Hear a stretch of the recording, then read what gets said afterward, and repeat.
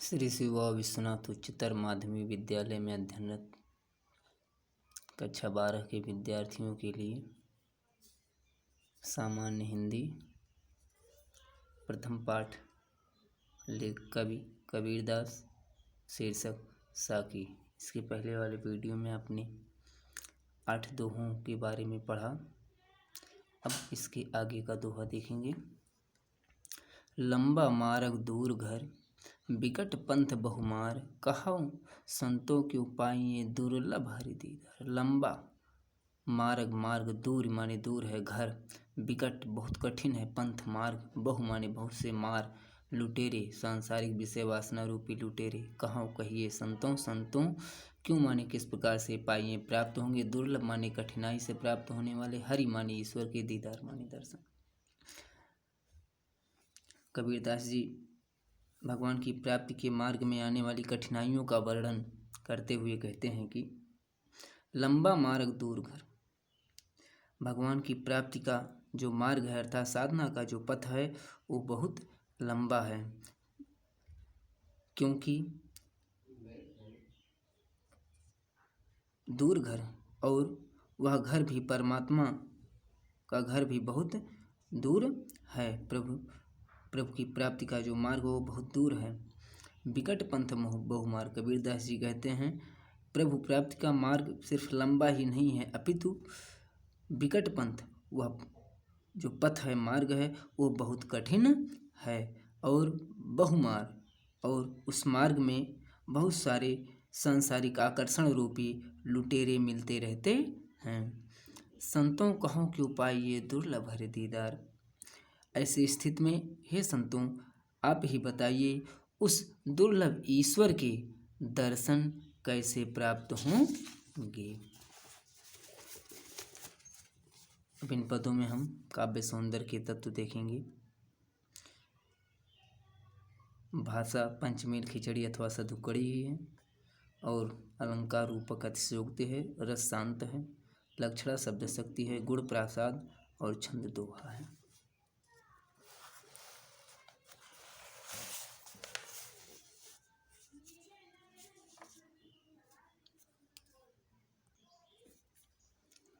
यह तन जालों मसी करो, लिखो राम का नाम, लेखड़ी करूं करंक की, लिख लिख राम पठाऊं।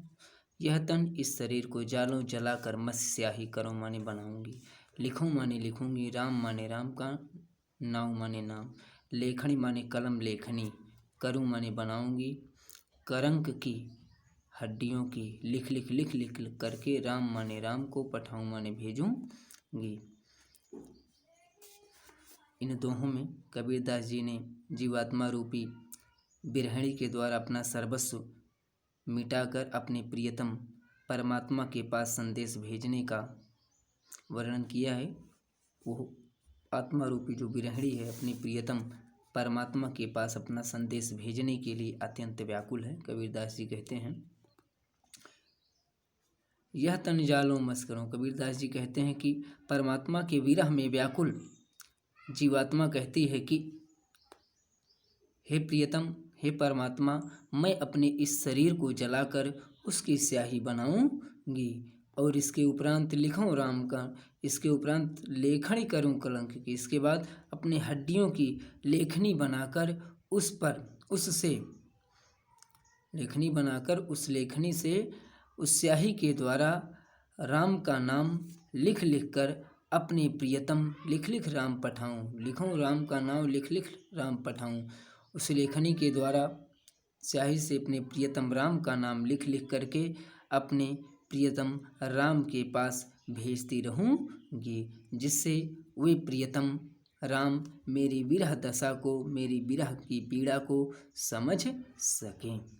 इसमें देखेंगे भाषा वही है, पंचमेल खिचड़ी अथवा सधुकड़ी। अनुप्रास और पुनरुक्ति प्रकाश अलंकार है, क्योंकि लिख लिख शब्द की 2 बार आवृत्ति हुई, अर्थ एक ही है। रस शांत है, शब्द शक्ति लक्षणा है, गुण प्रासाद है, छंद आप जानते हैं इस शीर्षक में दोहा है। अगला दोहा कै बिरहिन को मीच दे, कै आपा दिखलाई, 8 पहर का दाझड़ा मुँह पे सहा न जाए। कै अथवा बिरहन बिरहणी को मीच माने मृत्यु, दे माने दे दीजिए, कै अथवा आपा माने आत्मस्वरूप, दिखलाए माने दिखा दीजिए। 8 पहर का, आठों पहर का अर्थात दिन रात का, दाझड़ा माने विरह में जलना, मुँह पे माने मुझसे, सहा माने सहा, ना माने नहीं, जाए माने जा रहा है।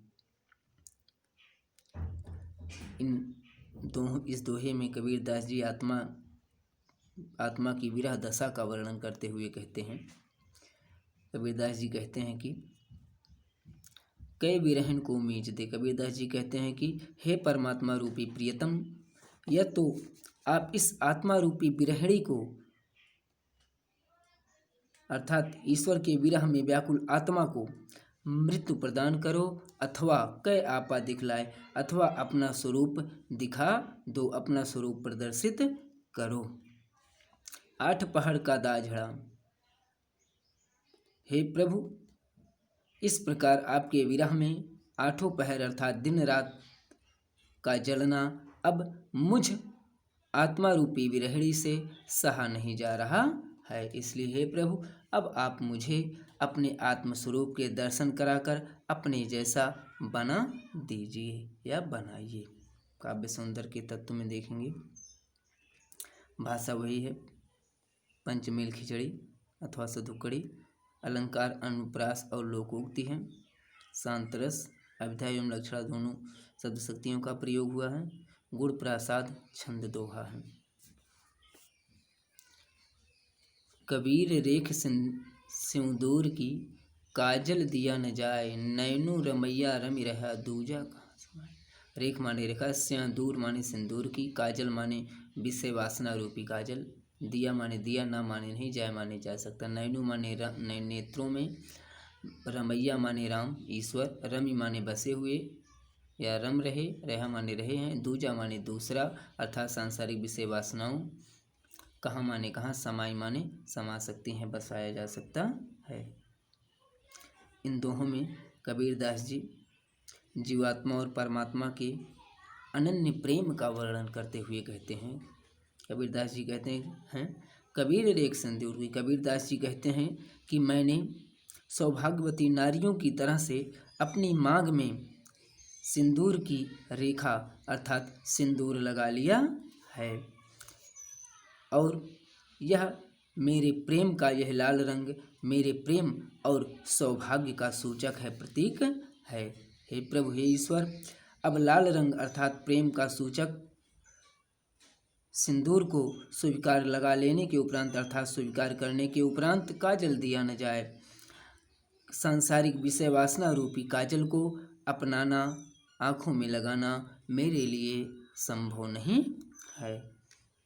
नैनो रमैया रमि रहा दूजा कहाँ समाए। कबीरदास जी अपनी बात को स्पष्ट करते हुए कहते हैं कि हर स्थल पर, हर स्थान पर रमने वाले, विचरण करने वाले ईश्वर मेरे नेत्रों में रम रहे हैं, बस गए हैं। अब इन नेत्रों में किसी अन्य वस्तु के लिए कोई स्थान नहीं है, अर्थात राम को अपना लेने के उपरांत, राम को प्राप्त करने के उपरांत सांसारिक विषय वासनाओं का काजल लगाना मेरे लिए किसी प्रकार से संभव नहीं है। काव्य सौंदर्य के तत्व में भाषा वही पंचमेल खिचड़ी अथवा सधुकड़ी, अनुप्रास रूपक है, शांत रस, लक्षण शब्द शक्ति है, गुण प्रसाद है, दोहा छंद है। अगला दोहा देखेंगे, शायर नाही सीप बिन स्वाति बूंद भी नाही, कबीर मोती नीप जय शून्य शिखर गढ़ माहे। शायर माने सागर, नाही माने नहीं है, सीप माने सीप, बिन माने बिना, स्वाति माने स्वाति नक्षत्र की, बूंद माने बूंदे, भी माने भी, नाही माने नहीं है, कबीर माने कबीरदास जी कहते हैं, मोती माने मोती, नीपजे माने उत्पन्न होते हैं, शून्य सुषुम्ना नाड़ी के ऊपर अर्थात ब्रह्मांड में, शिखर चोटी पर, गढ़ शरीर रूपी किले माही माने में। कबीरदास जी इस दोहे में मोक्ष रूपी मोती का वर्णन करते हुए कहते हैं कि शून्य गढ़ माही।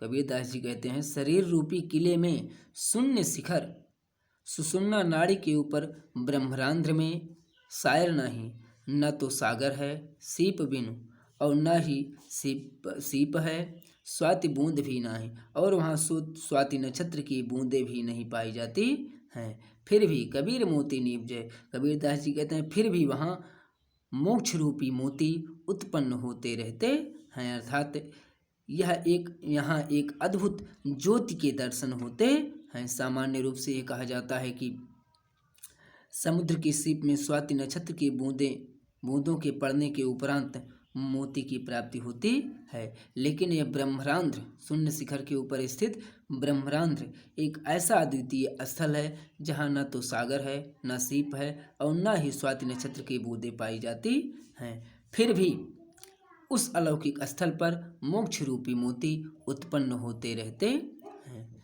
इन दोहों में अब हम काव्य सौंदर्य के तत्व देखेंगे। यहाँ प्रतीकात्मक गढ़ शरीर का प्रतीक है, मोती मोक्ष का प्रतीक है। भाषा पंचमेल खिचड़ी,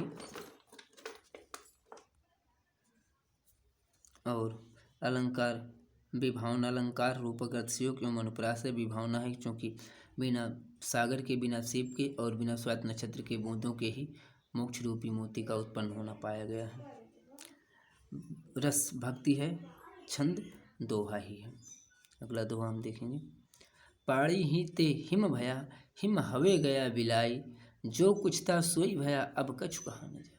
पाड़ी माने पानी, ही माने ही, ते माने से, हिम माने बर्फ, भया माने हो गया। हिम माने बर्फ, हवे माने हो गया माने गया, बिलाई माने नष्ट। जो कुछ था सोई माने वही, भया माने हो गया, अब कुछ माने कुछ, कहा माने कहा, ना माने नहीं, जाई माने जा सकता। इन दोहों में कबीरदास जी जो है संसार की उत्पत्ति और प्रलय को एक रूप स्वीकार करते हुए, समान मानते हुए कहते हैं कि पानी ही तय हिम भया। कबीरदास जी कहते हैं कि पानी जमकर बर्फ बन गया और हिम हवे गया बिलाए, और वही बर्फ पुनः पिघलकर पानी बन गया। उसका जो बर्फ स्वरूप था, बर्फ रूप था, अब वो समाप्त हो गया। जो कुछ था सोई भया, अब कछु कहा ना जाए। कबीरदास जी कहते हैं इस प्रकार पानी का जो स्वरूप पहले था वह अपने स्वरूप को पुनः प्राप्त कर लिया। अब इस विषय में, इस पानी और बर्फ के विषय में कुछ कहा नहीं जा सकता है। इसी प्रकार से संसार की उत्पत्ति और प्रलय में भी नाम मात्र का ही अंतर है। वस्तुतः ये तीनों वस्तुएं, ये तीनों बातें अर्थात बर्फ, पानी और उसका नष्ट होना, ये तीनों एक ही हैं।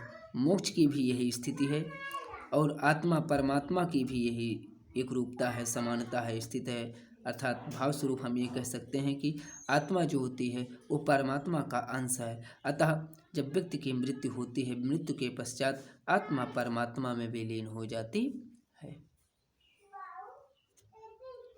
इसमें हम काव्य सौंदर्य के तत्व देखेंगे। यहाँ प्रतीक जो है पानी परमात्मा का प्रतीक है, बर्फ आत्मा का प्रतीक है। अलंकार में अन्योक्ति अलंकार है, चूँकि पानी के माध्यम से परमात्मा और बर्फ के माध्यम से आत्मा के बारे में बताया गया है। रस शांत है, छंद दोहा है, शब्द शक्ति लक्षणा है, गुण प्रासाद है।